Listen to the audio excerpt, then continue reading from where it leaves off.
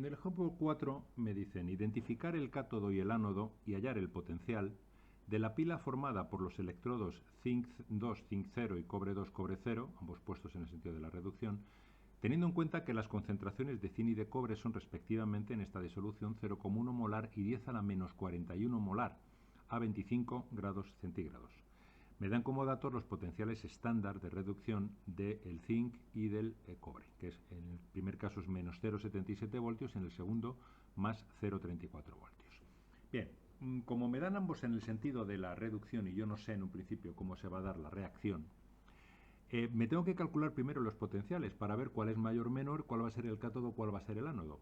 Aquel que sea el ánodo es el que tendrá que darle la vuelta a la reacción, dado que la habré escrito en el sentido de la reducción y en el ánodo ocurre la oxidación. Así que voy a partir de los dos potenciales, de las dos reacciones en el sentido de la reducción, tal y como me las dan puestas. Pero no puedo sumarlas hasta que no invierta una de ellas, y siempre tendré que invertir el ánodo.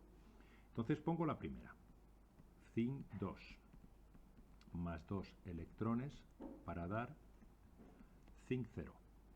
El potencial en condiciones no estándar, no estoy en condiciones estándar, voy a llamarlo 1, va a ser el potencial estándar 1 menos RT partido por NF por el logaritmo neperiano de 1 partido por la concentración de zinc. ¿De acuerdo? Nuevamente el zinc 0 es un sólido, ¿de acuerdo? Luego así lo pongo. Por otro lado, tengo también en el sentido de la reducción el cobre 2 más 2 electrones para dar cobre 0 sólido. Este potencial E2 será el estándar 2 menos RT partido por NF por el logaritmo neperiano de 1 partido por la concentración de cobre 2. Si sustituyo, obtengo menos 0,77 menos 8,314 por 298 Kelvin partido por 2 electrones por 96.500 y por el logaritmo neperiano de 1 partido por 0,1. Si sustituyo en el segundo caso, obtengo 0,34 menos 8,314 por 298 partido por 2 por 96.500 y por el logaritmo neperiano de 1 dividido entre 10 a la menos 41, una concentración muy bajita. Operando obtengo que el primer potencial en condiciones no estándar es menos 0,8, el segundo potencial en condiciones no estándar es menos 0,87 voltios. Observamos que en este caso el potencial más pequeño va a ser el segundo, ¿de acuerdo? Luego este va a ser el ánodo. El potencial mayor siempre es el del cátodo, en una pila. El potencial más pequeño es el ánodo. Luego, la fuerza electromotriz en estas condiciones no estándar sería el potencial del cátodo en el sentido de la reducción menos el potencial del ánodo en el sentido de la reducción. Esta fuerza electromotriz sería menos 0,80 menos 0,87, o sea que va a dar 0,07 voltios.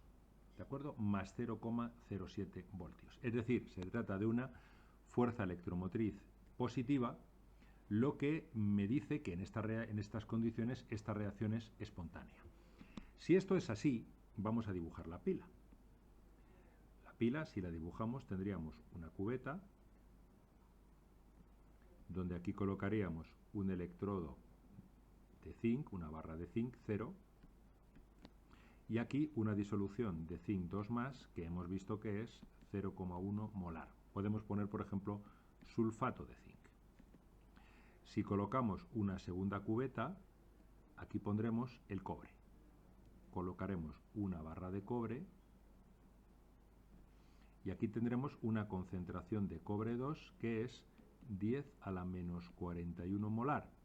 Podemos poner también en forma de sulfato. Colocamos un puente salino que me cierre el circuito y me mantenga las dos disoluciones eléctricamente neutras.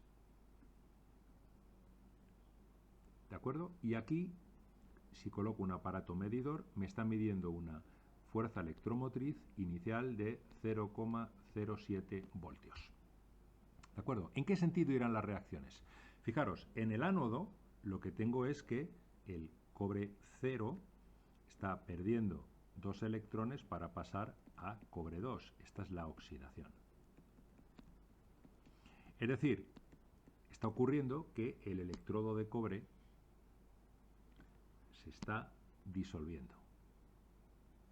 Dado que está pasando a la disolución, el cobre 0 como cobre 2. Esto significa que los electrones van en este sentido.